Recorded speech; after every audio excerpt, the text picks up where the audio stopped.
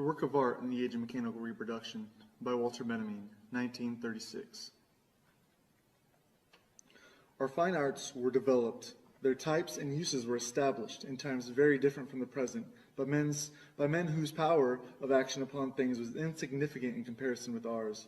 But the amazing growth of our techniques, the adaptability and precision they have attained, the ideas and habits they are creating, make it a certainty that profound changes are impending in the ancient craft of the beautiful. In all the arts, there is a physical component which can no longer be considered or treated as it used to be, which cannot remain unaffected by our modern knowledge and power. For the last 20 years, neither matter nor space nor time has been what it was from time immemorial. We must expect great innovations to transfer the entire technique of the arts, thereby affecting artistic invention itself and perhaps even bring about an amazing change in our very notion of art. Paul Valéry. Preface. When Marx undertook his critique of the capitalistic mode of production, this mode was in its infancy. Marx directed his efforts in such a way as to give them prognostic value. He went back to the basic conditions underlying capitalistic production and through his presentation showed what could be expected of capitalism in the future. The result was that one could expect it not only to exploit the proletariat with increasing intensity, but ultimately to create conditions which would make it possible to abolish capitalism itself. The transformation of the superstructure, which takes place far more slowly than that of the substructure, has taken more than half a century to manifest in all areas of culture the change in the conditions of production. Only today can it be indicated what form this has taken. Certain prognostic requirements should be met by these statements. However, theses about the art of the proletariat after its assumption of power or about the art of classless society would have less bearing on these demands than theses about the developmental tendencies of art under present conditions of production. Their dialectic is no less noticeable in the superstructure than in the economy. It would therefore be wrong to underestimate the value of such theses as a weapon. They brush aside a number of outmoded concepts, such as creativity and genius, eternal value, and mysterious concepts whose uncontrolled and at present most uncontrollable application would lead to the processing of data in the fascist sense. The concepts which are introduced in the theory of art and what follows differs from the most familiar terms in that they are completely useless for the purposes of fascism. They are, on the other hand, useful for the formation of revolutionary demands in the politics of art. 1. In principle, a work of art has always been reproducible. In principle, a work of art has always been reproducible. Man-made artifacts could always be imitated by men. Replicas were made by pupils in practice of their craft, by masters for diffusing their works, and finally by third parties in the pursuit of gain. Mechanical reproduction of a work of art, however, represents something new. Historically, it advanced intermittently and in leaps at long intervals, but with accelerated intensity. The Greeks knew only two procedures of technically reproducing works of art: founding and stamping. Bronzes, terracottas, and coins were the only artworks which they produced in quantity. All others were unique and could not be mechanically reproduced. With the woodcut, graphic art became mechanically reproducible for the first time, long before script became reproducible by print. The enormous change which printing, the mechanical reproduction of writing, has brought about in literature are a familiar story. However, within the phenomenon which we are here examining from the perspective of world history, print is merely a special, though particularly important case. During the Middle Ages, engraving and etching were added to the woodcut. At the beginning of the 19th century, lithograph made its appearance. With lithography, the technique of reproduction reached an essential new stage. This much more direct process was distinguished by the tracing of the design on a stone rather than its incision on a block of wood, or its etching on the copper plate, and permitted graphic art for the first time to put its products on the market, not only in large numbers as hitherto, but also in daily changing forms. Lithography enabled graphic art to illustrate everyday life, and it began to keep pace with printing, but only a few decades after its invention. Lithography was surpassed by photography. For the first time in the process of pictorial reproduction, photography freed the hand of the most important artistic functions which henceforth devolved only upon the eye looking into the lens. Since the eye perceived more swiftly than the hand can draw, the process of pictorial reproduction was accelerated so enormously that it could keep pace with speech.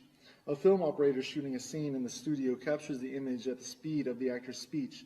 As lithography virtually implied the illustrated newspaper, so did photography foreshadow the sound film. The technical reproduction of sound was tackled at the end of the last century. These convergent endeavors made predictable a situation which Paul Valéry pointed up in his sentence: just as water, gas, and electricity are brought into our houses from far off to satisfy our needs in response to a minimal effort, so we shall be supplied with visual or auditory images, which will appear and disappear at a simple movement of the hand, hardly more than a sign. Around 1900, technical reproduction had reached a standard that not only permitted it to reproduce all transmitted works of art, and thus to cause the most profound change in their impact upon the public, it also had captured a place of its own among the artistic processes. For the study of this standard, nothing is more revealing than the nature of the repercussions that these two different manifestations, the reproduction of work of art and the art of the film, have had on art in its traditional form. 2. Even the most perfect reproduction of a work of art is lacking in one element: its presence in time and space, its unique existence at the place where it happens to be. This unique existence of the work of art determines the history to which it's subject throughout the time of its existence. This includes the changes which it may have suffered in physical condition over the years, as well as various changes in its ownership.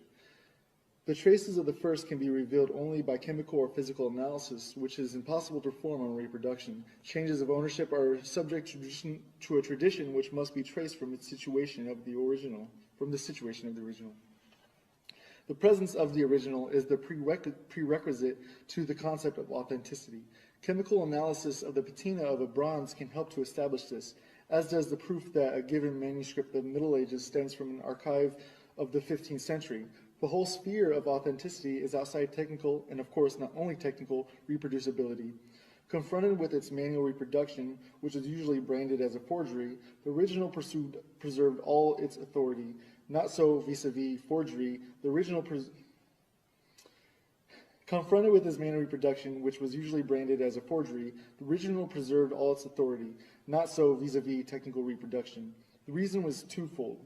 First, process reproduction is more independent of the original than manual reproduction. For example, in photography, process reproduction can bring out those aspects of the original that are unattainable to the naked eye, yet accessible to the lens, which is adjustable and chooses its angle at will. In photographic reproduction, with the aid of certain processes, such as enlargement or slow motion, can capture images which escape natural vision. Secondly, technical reproduction can put the copy of the original into situations which would be out of reach for the original itself. Above all, it enables the original to meet the beholder halfway, be it in the form of photography or a phonograph record. The cathedral leaves its locale to be received in the studio of a lover of art. The choral production, performed in the auditorium or in the open air, resounds in the drawing room. The situations into which the product of mechanical reproduction can be brought may not touch the actual work of art, yet the quality of its presence is always depreciated. This holds not only for the artwork, but also, for instance, for a landscape which passes in review before the spectator in a movie. In the case of the art object, a most sensitive nucleus, namely its authenticity, is interfered with, whereas no natural object is vulnerable on that score. The authenticity of a thing is the essence of all that is transmittable from its beginning, ranging from its substantive duration. The authority of a thing is the essence of all that is transmittable from its beginning, ranging from its substantive duration to its testimony to the history which it has experienced. Since the historical testimony rests on its authenticity, the former, too, is jeopardized by reproduction when substantive duration ceases to matter. And what is really jeopardized when the historical testimony is affected is the authority of the object. One might subsume the elimination element in the term aura. One might subsume the eliminated element in the term aura and go on to say that which withers in the age of mechanical reproduction is the aura of the work of art. This is the symptomatic process whose significance points beyond the realm of art. One might generalize by saying the technique of reproduction detaches a reproduced object from the domain of tradition. By making many reproductions, it substitutes a plurality of copies for a unique existence, and in permitting the reproduction to meet the beholder or listener in his own particular situation, it reactivates the object reproduced.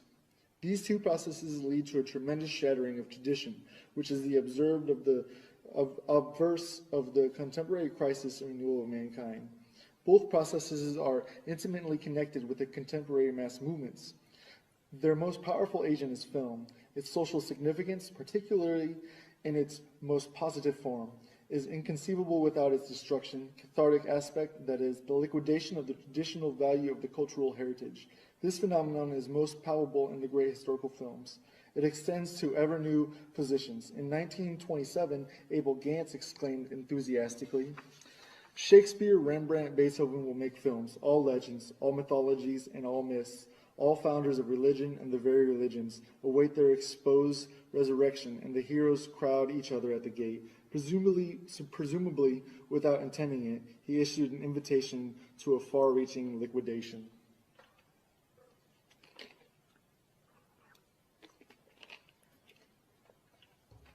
Three, during long periods of history, the mode of human sense perception changes with humanity's entire mode of existence.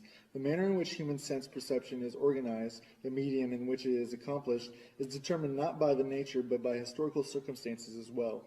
The 5th century, with its great shifts of population, saw the birth of the late Roman art industry and the Vienna Genesis, and there developed not only an art different from that of antiquity, but also a new kind of perception. The scholars of the Viennese schools, Regel and Wyckoff, who resisted the weight of classical tradition under which these latter art forms had been buried, were the first to draw conclusions from them concerning the organization of perception at the time.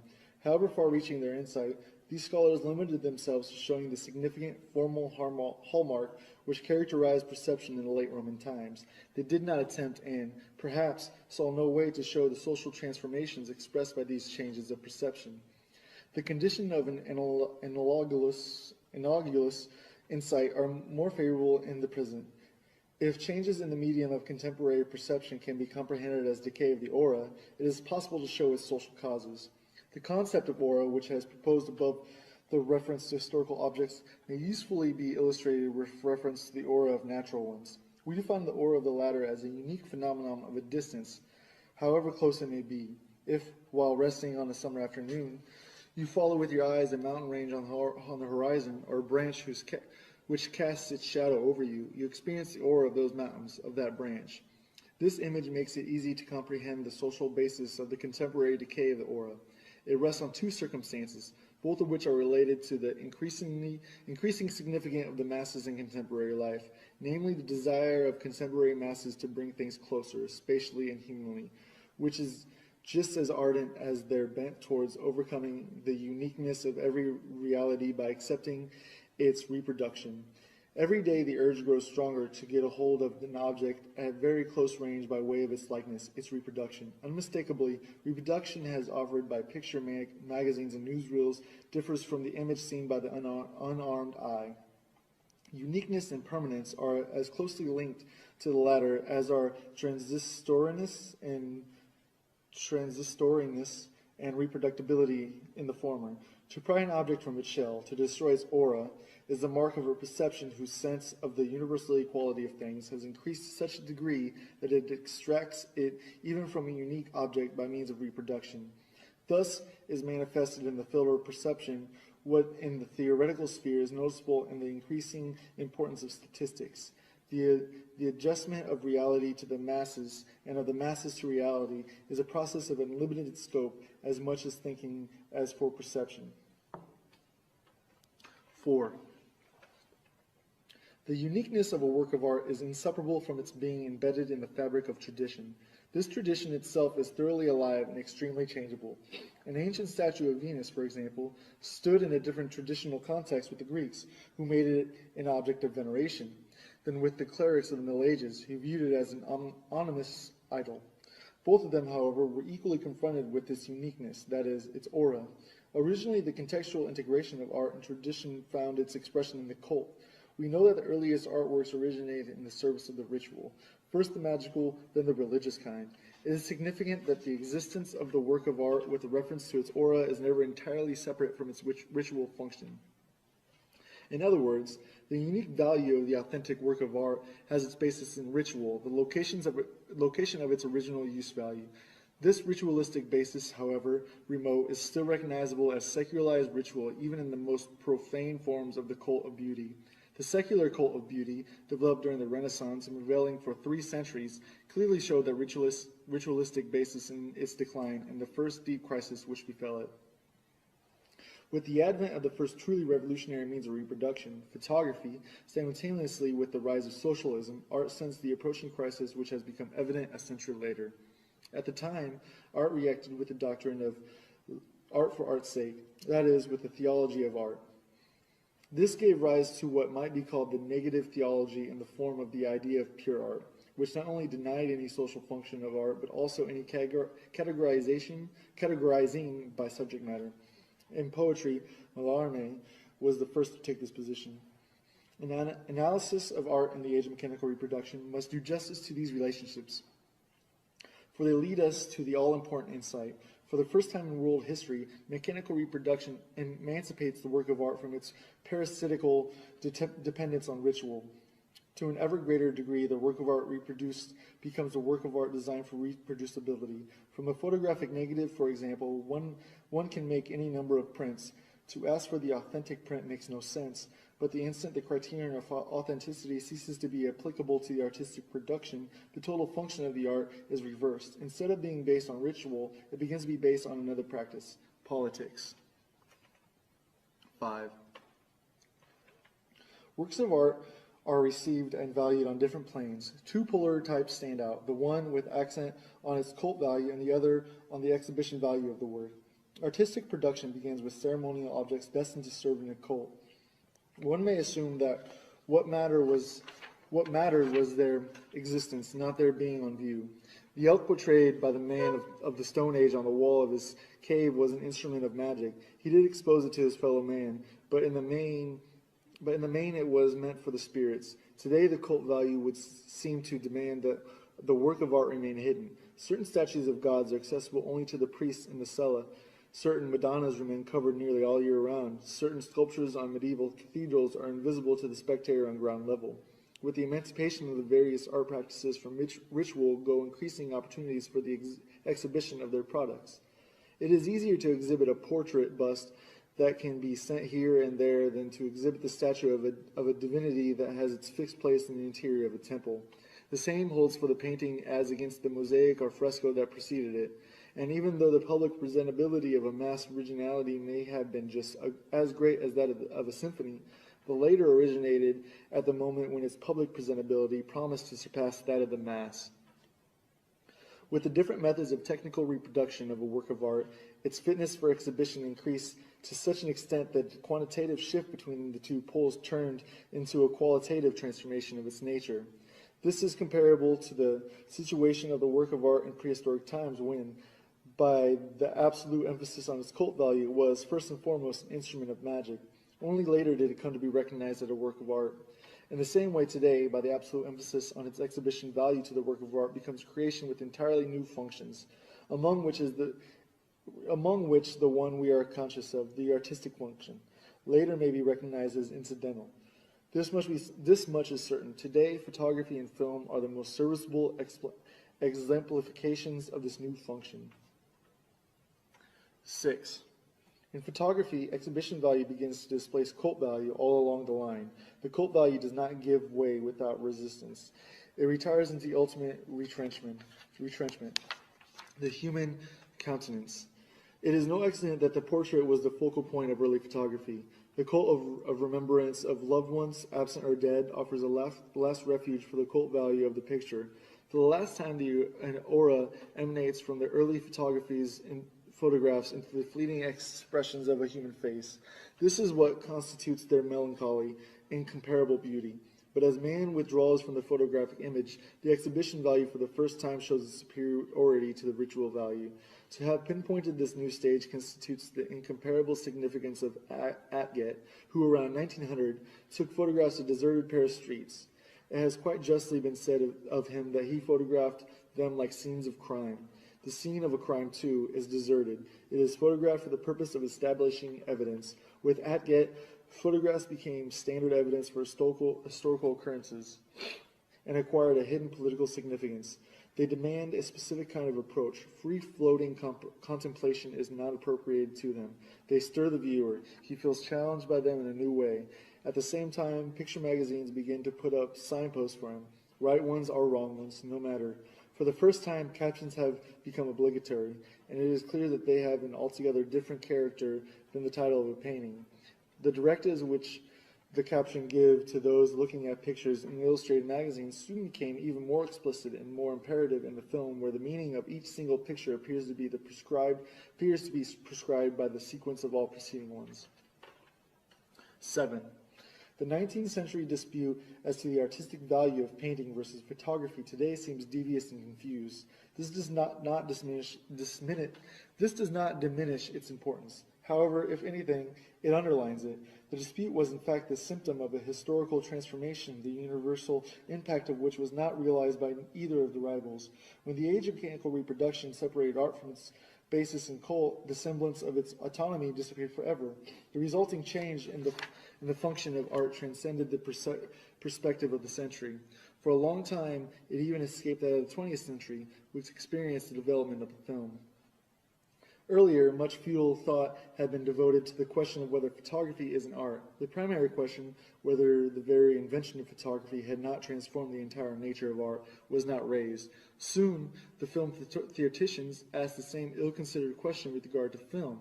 But the difficulties with which photography caused traditional aesthetics were mere child's play as compared to those raised by the film. Whence the insensitive and forced character of early theories of the film. Abel Gance, for instance, compares the film with hieroglyphics.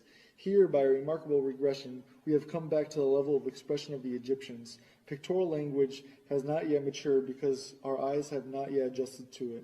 There is yet insufficient respect for insufficient cult of what is expressed. Or, in the words of Sven Mars, what art has been granted to a dream more poetical and more real at the same time. Approached in this fashion, the film might represent an incomparable means of expression. Only the most high-minded persons in the most perfect and mysterious moments of their lives should be allowed to enter its ambience. Alexander Arnault concludes his fantasy about the silent film with the question, do not all the bold descriptions we have given amount to the definition of prayer? It is instructive to note how their desire to class the film among the arts forces these theoreticians to read ritual elements into it with a striking lack of discretion. Yet when these speculations were published, films like L'Opinion Publique and The Gold Rush have already appeared. This, however, did not keep Abel Gance from adducing hieroglyphics for purposes of comparison, nor Severin Mars from speaking of the film as one might speak of paintings by Fra Angelico. Characteristically, even today, ultra-reactionary authors give the film a similar contextual significance, if not an outright sacred one, then at least a supernatural one. Commenting on Marx Reinhold's film version of A Midnight Summer's Dream, Werfel states that undoubtedly it was the sterile copying of the exterior world with its streets, interiors, railroad stations, restaurants, motor cars, and beaches, which until now had obstructed the elevation of the film to the realm of art. The film has not yet realized its true meaning, its real possibilities. These consist in the unique faculty to express by natural means, and with incomparable persuasiveness, all that is fairy-like, marvelous, supernatural.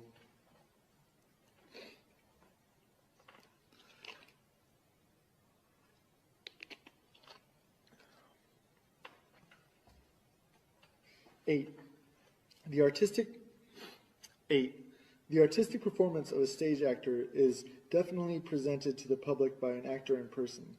That of the screen actor, however, is presented by a camera, with a twofold consequence. The camera that presents the performance of the film actor to the public need not respect the performance as an integral whole. Guided by the cameraman, the camera continually changes its position with respect to the performance. The sequence of positional views which the editor composes from the materials supplied him constitutes the complete film. It compromises certain factors of movement which are in reality those of the camera, not to mention special camera angles, close-ups, etc. Hence, the performance of the actor is subjected to a series of optical tests. This is the first consequence of the fact that the actor's performance is presented by the means of a camera. Also, the film actor lacks the opportunity of the stage actor to adjust to the audience during his performance, since he does not present his performance to the audience in person. This permits the audience to take the position of a critic without experiencing any personal contact with the actor. The audience's identification with the actor is really an identification with the camera. Consequently, the audience takes the position of the camera. Its approach is that of testing. This is not the approach to which cult values may be exposed. 9. For the film, what matters primarily is that the actor represents himself to the public before the camera, rather than representing someone else. One of the first to sense the actor's metamorphosis by this form of testing was Pirandello.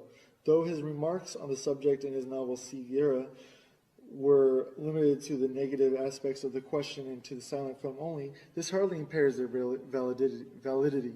For in this respect, the sound film did not change anything essential. What matters is that the part is acted not for audience, but for the mechanical contrivance. In the case of the sound film, for two of them, the film actor, wrote Pirandello, feels as if in exile, exiled not only from the stage, but also from himself. With a vague sense of discomfort, he feels inexplicable emptiness. His body loses its corporeality.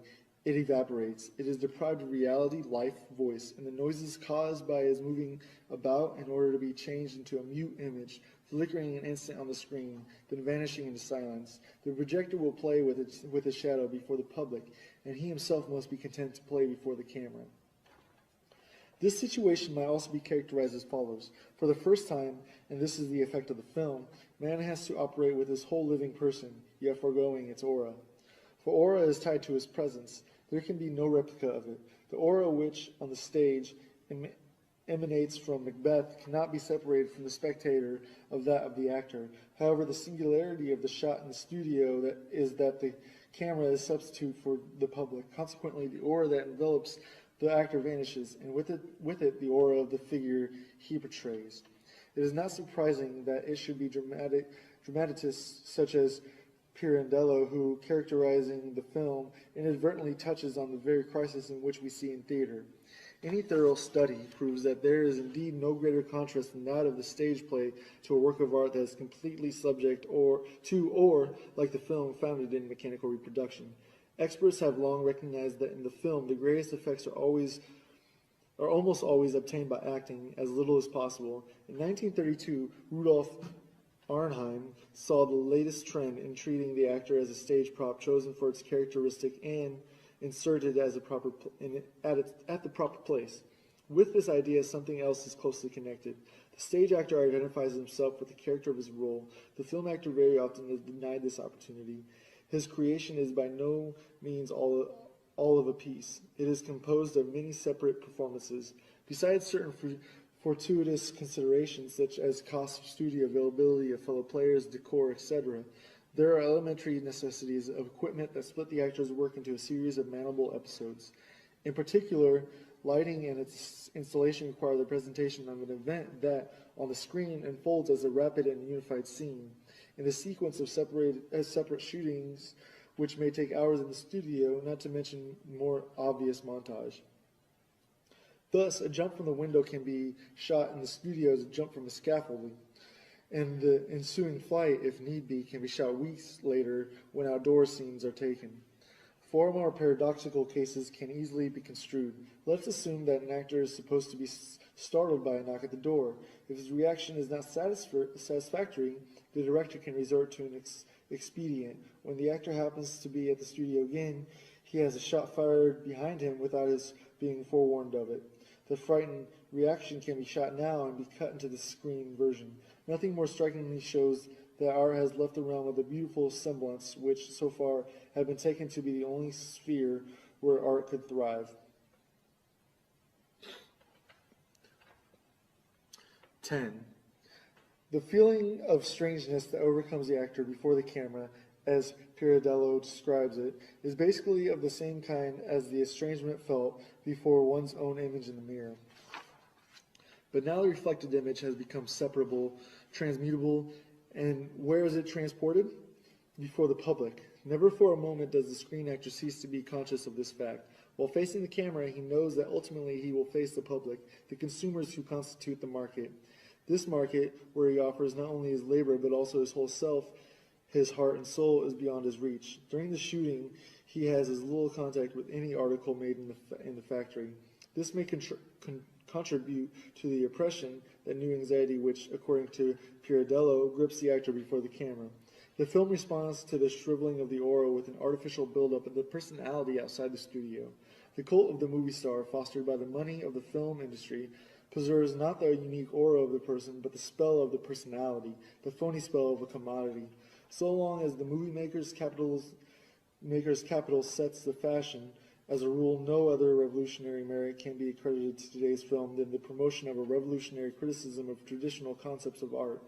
We do not deny that in some cases today's films can also promote revolutionary criticism of social conditions, even of the distribution of property. However, our present study is no more significantly concerned with this than is the film production of Western Europe. It is inherent in the technique of the film as well as that of sports that everybody who witnesses its accomplishments is somewhat of an expert. This is obvious to anyone listening to a group of newspaper boys leaning on their bicycles and discussing the outcome of a bicycle race. It is not for nothing that newspaper publishers arrange races for the delivery boys. These arouse great interest among the participants, for the victor has an opportunity to rise from delivery boy to professional racer. Similarly, the newsreel offers everyone the opportunity to rise from passerby to movie extra.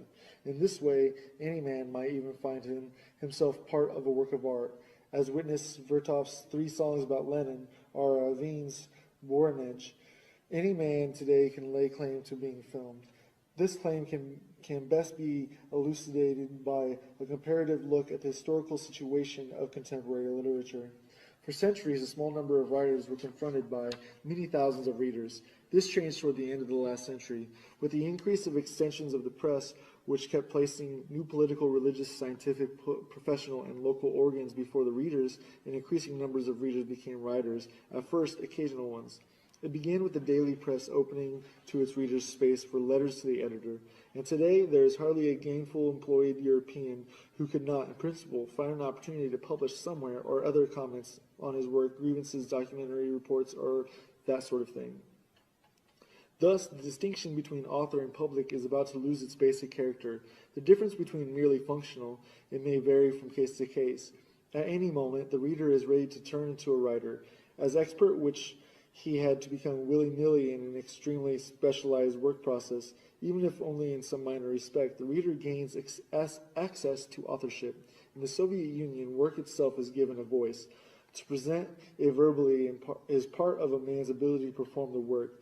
Literary license is now founded on polytechnic rather than the specialized training and thus become common property. All this can be easily applied to the film, where transitions that in literature took centuries have come about in a decade. In cinematic practice, particularly in Russia, this changeover has partially become established reality. Some of the players whom we meet in Russia films are not actors in our sense, but people who portray themselves, and primarily in their own work process. In Western Europe, the capitalistic exploitation of the film denies consideration to modern man's legitimate claim to being reproduced. Under these circumstances, the film industry is trying hard to spur the interest of the masses through illusion-promoting spectacles and dubious speculations. 11. The shooting of a film, especially of a sound film, affords a spectacle unimagined anywhere and any time before this. It presents a process in which it is impossible to assign to a spectator a viewpoint which would exclude from the actual scene such extraneous accessories as camera equipment, lighting machinery, staff assistants, etc., unless his eye were on a line parallel with the lens. This circumstance, more than any other, renders superficial and insignificant any possible similarity between a scene in the studio and one on stage. In the theater, one is well aware of the place from which the play cannot immediately be detected as illusionary. There is no such place for the movie scene that is being shot. Its illusionary nature is that of a second degree, the result of cutting. That is to say, in the studio, the mechanical equipment has penetrated so deeply into reality that its pure aspect freed from the foreign substance of equipment is the result of a special procedure, namely the shooting by the specially adjusted camera and the mounting of the shot together with other similar ones. The equipment-free aspect of reality here has become the height of artifice. The sight of immediate reality has become an orchard in the land of technology. Even more revealing is the comparison of these circumstances, which differ so much from those of the theater, with the situation in painting. Here the question is, how does the cameraman compare to the painter? To answer this, we must take recourse to analogy with a surgical operation. The surgeon represents the polar opposite of the magician. The magician heals a sick person by the laying on of hands. The surgeon cuts into the painter's body. The magician maintains a natural distance between the patient and himself, though he reduces it very slightly by the laying on of hands. He greatly increases it by virtue of his authority. The surgeon does exactly the reverse. He greatly diminishes the distance between himself and the patient by penetrating into the patient's body and increases it but little by the caution with which his hand moves among the organs. In short, in contrast to the magician, who is still hidden in the medical practitioner, the surgeon, at the decisive moment, abstains from facing the patient man to man. Rather, it is through the operation that he penetrates into him. Magician and surgeon compare to painter and cameraman. The painter maintains in his work a natural distance from reality. The cameraman penetrates deeply into its web. There is tremendous difference between the pictures they obtain. That of the painter is a total one. That of the cameraman consists of multiple fragments which are assembled under a new law. Thus, for contemporary man, the representation of reality by the film is incomparably more significant than that of the painter, since it offers, precisely because of the thoroughgoing permeation of reality with mechanical equipment, an aspect of reality which is free of all equipment, and that is what one is entitled to ask from a work of art. 12. Mechanical reproduction of art changes the reaction of the masses towards art. The reactionary attitude towards a Picasso painting changes into the progressive reaction towards a Chaplin movie. The progressive reaction is characterized by the direct, immediate fusion of visual and emotional enjoyment with the orientation of the expert. Such fusion is of great social significance. The greater the decrease in the social significance of an art form, the sharper the distinction between criticism and enjoyment by the public. The conventional is uncritically enjoyed, and the truly new is criticized with aversion. With regard to the screen, the critical and the receptive attitudes of the public coincide. The decisive reason for this is that individual reactions are predetermined by the mass audience response they are about to produce, and this is nowhere more profound than in the film. The moment these responses become manifest, they control each other. Again, the comparison with painting is fruitful. A painting has always had an excellent chance to be viewed by one person or by a few. This simultaneous contemplation of paintings by a large public, such as developed in the 19th century, is an early symptom of the crisis of painting, a crisis which was by no means occasioned by exclusively by photography, but rather in a relatively independent manner by the appeal of artworks to the masses. Painting simply is in no position to present an object for simultaneous collective experience, as it was possible for architecture at all times, for the epic poem in the past, and for the movie today. Although this circumstance in itself should not lead one to conclusions about the social role of painting, it does constitute a serious threat as soon as painting, under special conditions and, as it were, against its nature, is confronted directly by the masses. In the churches and monasteries of the Middle Ages, and at the princely courts up to the end of the 18th century, a collective reception of painting did not occur simultaneously, but by graduated and hierarchized mediation. The change that has come about is an expression of the particular conflict in which painting was implicated by the mechanical reproducibility of painting. Although paintings began to be publicly exhibited in galleries and salons, there was no way for the masses to organize and control themselves in their reception. Thus, the same public which responds in a progressive manner towards a grotesque film is bound to respond in a reactionary manner to the surreal. 13. The characteristic of the film lie not only in the manner in which man presents himself to mechanical equipment, but also in the manner in which, by means of his apparatus, man can represent his environment. A glance at occupational psychology illustrates the testing capacity of the equipment. Psychoanalysis illustrates it in a different perspective. The film has enriched our film of perception with methods which can be illustrated by those of Freudian theory. 50 years ago, a slip of the tongue passed more or less unnoticed. Only exceptionally may such a slip have revealed dimensions of depth in a conversation which had seemed to be taking its course on the surface. Since the psychopathology of everyday life, things have changed. This book isolated and made analyzable things which had heretofore floated along unnoticed in the broad stream of perception. For the entire spectrum of optical and now also acoustical perception, the film has brought about a singular deepening of apperception. It is only an obverse of this fact that behavior items shown in a movie can be analyzed much more precisely and from more points of view than those presented on paintings or on the stage. As compared with painting, film behavior lends itself more readily to analysis because of its incomparably more precise statement of the situation. In comparison with the stage scene, the film behavior item lends itself more readily to analysis because it can be isolated more easily. This circumstance derives its chief importance from its tendency to promote a mutual penetration of art and science. Actually, of a screen behavior item which is neatly brought out in a certain situation, like a muscle of a body, it is difficult to say which is more fascinating, its artistic value or its value for science. To demonstrate the identity of the artistic and scientific uses of photography, which heretofore usually were separated, will be one of the revolutionary functions of the film. By close-ups of the things around us, by focusing on hidden details of familiar objects, by exploring commonplace milieus under the ingenious guidance of the camera, the film, on the one hand, extends our comprehension of the necessity which rule our lives. On the other hand, it manages to assure us of an immense and unexpected field of action. Our taverns and our metropolitan streets, our offices and furnished rooms, our railroad stations and our factories appear to have us locked up hopelessly.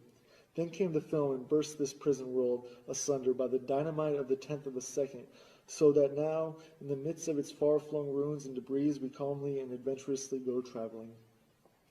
With the close-up, space expands. With slow motion, movement is extended. The enlargement of a snapshot does not simply render more precise what in any case was visible, though unclear. It reveals entirely new structural formations of the subject. So too, slow motion not only presents familiarity qualities of movement, but reveals in them entirely unknown ones, which, far from looking like retarded rapid movements, given the effects of singularity gliding, floating supernatural motions. Evidently, a different nature opens itself to the camera that opens to the naked eye, if only because an unconsciously penetrated space is substituted for a space consciously explored by man. Even if one has a general knowledge of the way people walk, one knows nothing of a person's posture during the fractional second of a stride.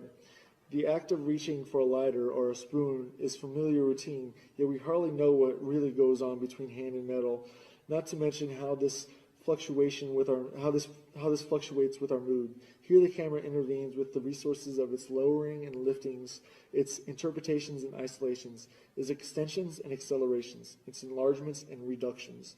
The camera introduces us to unconscious objects as does psychoanalysts to unconscious impulses. 14. One of the foremost tasks of art has always been the creation of a demand which could be fully satisfied only later. The history of every art form shows critical epochs in which a certain art form aspires to effects which could be fully obtained only with a changed technical standard, that is to say, a new art form.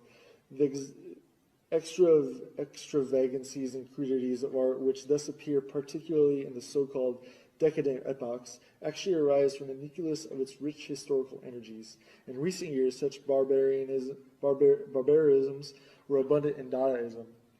It is only now that its impulses become discernible. Dadaism attempted to create by pictorial and literary means the effects which the public today seeks in the film. Every fundamentally new, pioneering creation of demand will carry beyond its goal. Dadaism did so to the extent that it sacrificed the market value which are so characteristic of the film in favor of higher ambitions, though of course it was not conscious of such intentions as here described. The Dadaists attach much less importance to the sales value of their work than to its uselessness for contemplative immersion. The studied degradation of their material was not the least of their means to achieve this uselessness. Their poems are word salad, containing obscenities and every imaginable waste product of language. The same is true of their paintings, on which they mount buttons and tickets. What they intended and achieved was a relentless destruction of the aura of their creations, which they branded as reproductions with the very means of production.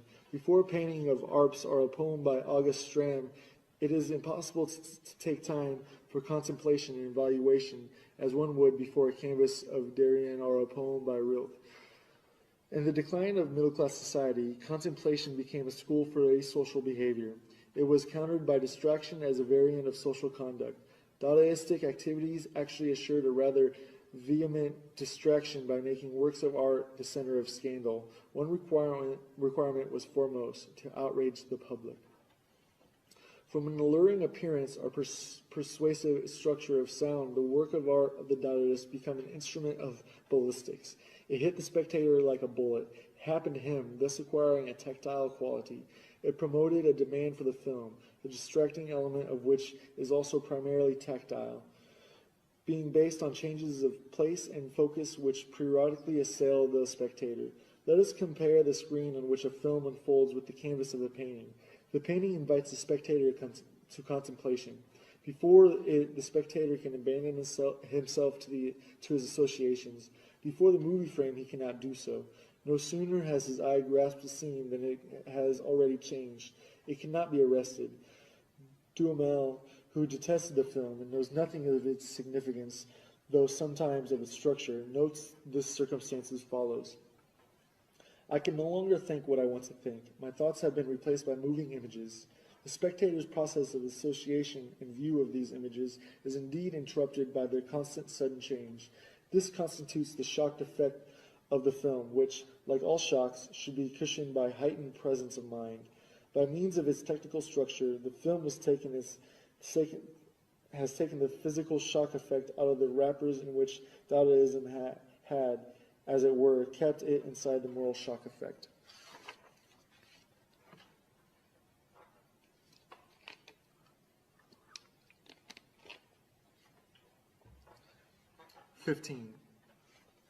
The mass is a matrix from which all traditional behavior toward works of art issues today in a new form. Quantity has been transmuted into quality. The greatly increased mass of participants has produced a change in the mode of participation. The fact that the new mode of participation first appeared in a disputable form must not confuse the spectator, yet some people have launched spirited attacks against precisely this superficial aspect. Among these, Duhamel has expressed himself in the most radical manner. What he objects to most is the kind of participation which the movie elicits from the masses.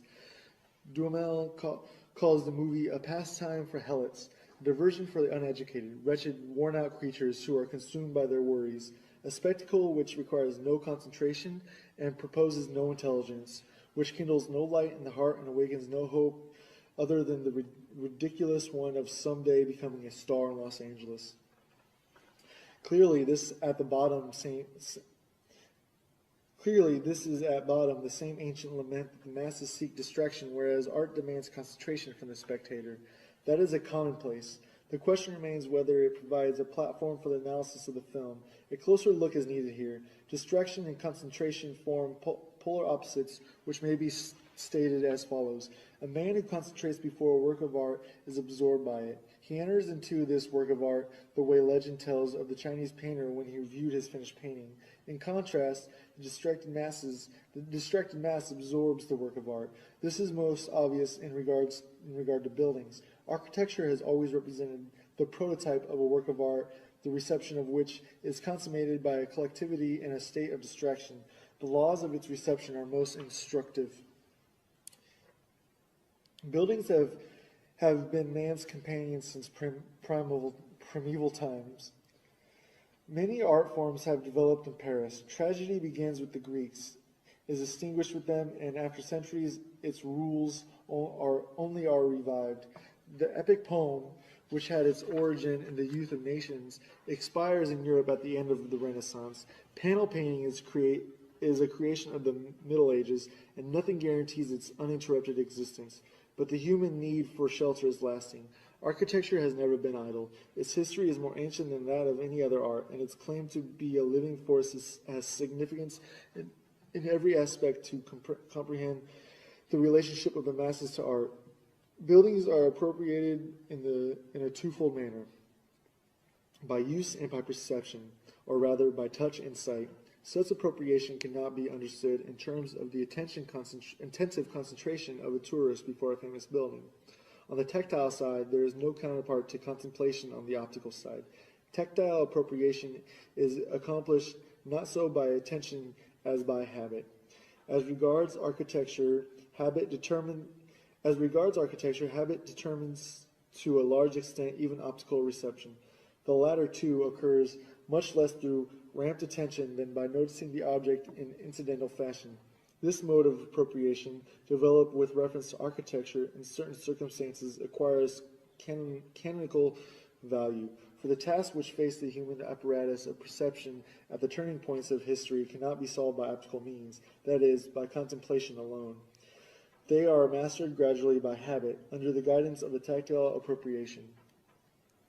The distracted person, too, can form habits. More, the ability to master certain tasks in a state of distraction proves that their solution has become a matter of habit. Distraction as provided by art presents a covert control of the extent to which new tasks have become soluble by appreciation. Since, moreover, individuals are tempted to avoid such tasks, art will tackle the most difficult and most important ones where it is able to mobilize the masses. Today it does so in the film. Reception in a state of distraction, which is increasing noticeably in all fields of art and is symptomatic of profound changes in apperception, finds in the film its true means of exercise. The film, with its shock effect, meets this mode of reception halfway. The film makes the cult value recede into the background, not only by putting the public in the position of the critic, but also by the fact that at the movies, this position requires no attention. The public is an examiner, but an absent-minded one.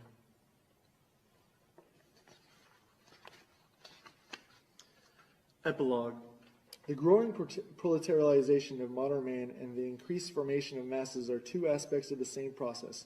Fascism attempts to organize the newly created proletarian masses without affecting the property structures which the masses strive to eliminate. Fascism sees its salvation in giving these masses not their right, but instead a chance to express themselves. The masses have a right to change property relations. Fascism seeks to give them an expression while preserving property. The logical result of fascism is the introduction of aesthetics into political life.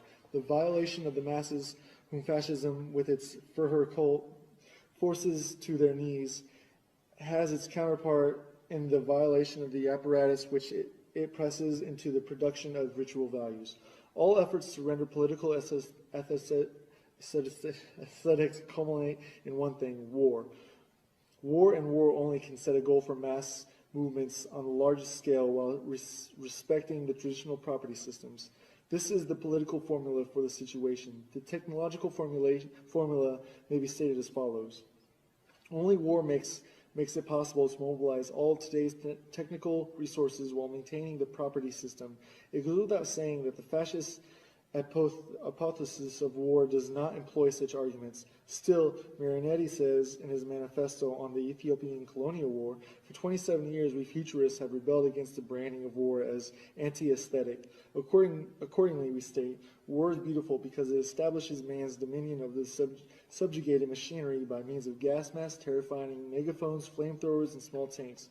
War is beautiful because it initiates the dreamt of metalizations of the human body.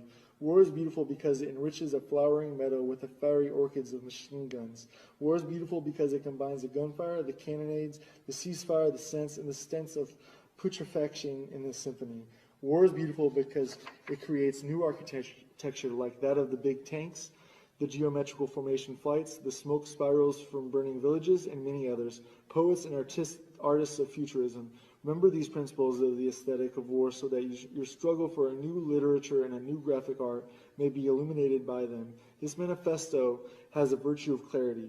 Its formulations deserve to be accepted by dialecticians. To the latter, the aesthetics of today's war appears as follows. If the natural utilization of productive forces is impeded by the property system, the increase in technical devices and speed and in the sources of energy will press for an unnatural utilization, and this is found in war. The destructiveness of war furnishes proof that society has not been mature enough to incorporate technology as its organ, that technology has not been sufficiently developed to cope with the elemental forces of society. The horrible features of imperialistic warfare are attributable to the discrepancies between the tremendous means of production and their inadequate utilization in the process of production. In other words, to unemployment and the lack of markets. Imperialistic war is a rebellion of technology which collects in the form of human material the claim to which society has denied its natural material. Instead of draining rivers, society directs a human stream into a bed of trenches. Instead of dropping seeds from airplanes, it drops incendiary bombs over cities. And through gas warfare, the aura is abolished in a new way. Fa ars pere mundus, says fascism, and as Marinetti admits, expects war to supply the artistic gratification of a sense perception that has been changed by technology. This is evidently the consummate of l'art pour l'art. Mankind, which in Homer's time was an object of contemplation for the Olympian gods, now is one for itself. Its self-alienation has reached such a degree that it can experience its own destruction as an aesthetic pleasure of the first order. This is the situation of politics, which fascism is rendering aesthetic. Communism responds by politicizing art. The end.